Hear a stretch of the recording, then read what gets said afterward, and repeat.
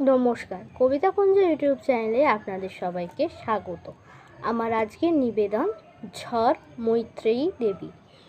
ওমা, সেদিন হাটের বারে মাঠের ধারে করতে গেছি খেলা দুপুরবেলা।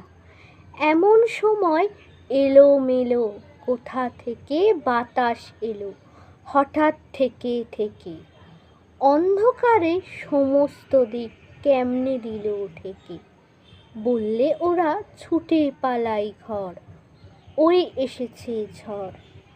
আমার যেন লাগলো ভারী ভালো, চেয়ে দেখি আকাশখানা এক্কেবারে কালো। কালো হলো বকুলতলা, কালো চাঁপার বন, কালো জলে দিয়ে পারি আসলো মাঝি তাড়াতাড়ি। কেমন জানি করলো আমার মন।